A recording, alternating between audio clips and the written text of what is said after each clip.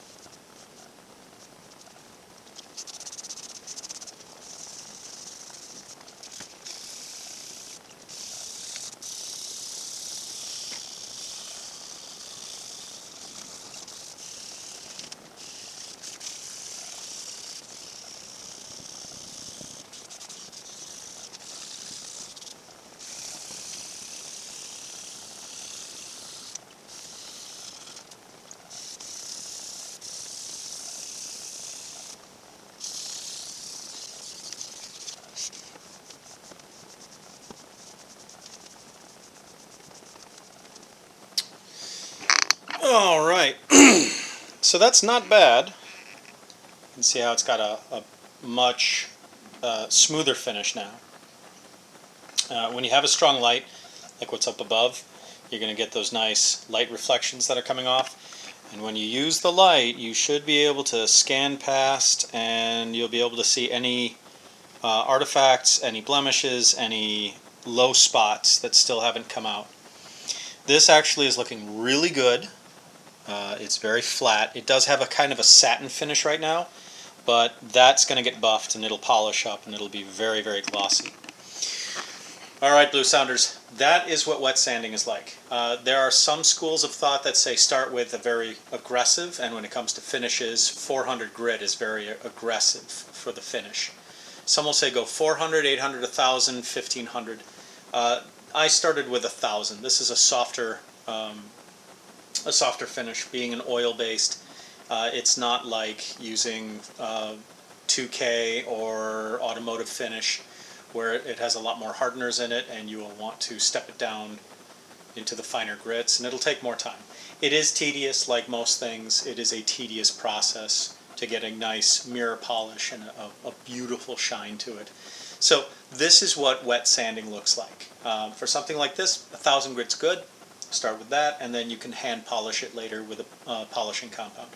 When we do the clear coat finish that goes on the face of this instrument, that's going to require probably an 800 and then a 1500, and then we'll polish, because we're going to want to try to get that as glossy smooth as possible. Alright, that's it for today.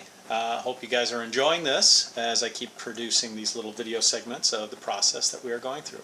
Until next time, Blue Sounders, take her easy. Hey Blue Sounders, welcome back to the shop.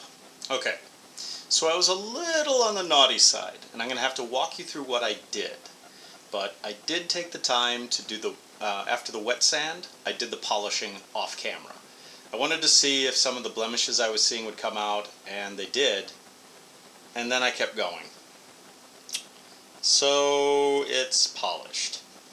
So this is what it looks like. If you remember how scratchy it was, the dull look to it. So this is what it looks like once you've done the polishing. Very, very glassy smooth looking. And that is what we're shooting for. Now, how this was done. I'm using a heavy cut cleaner. And this will cut through the 1,000 grit score marks that are left very, very, very quickly. It's really easy. Just takes a couple of dots on here, and then you use a old washcloth and then rub in circles, lines, just polish this. It really does not take that long, and it turns out really well. And that's pretty much it. If you have any blemishes or pits anywhere, they will show up. This is actually quite excellent. Turned out phenomenal. So it's a beautiful instrument. This is just tung oil. There is no clear coat on this, so our finish on this is just tung oil. And that's it. Alright, Blue Sounders. That's what it looks like when you polish it.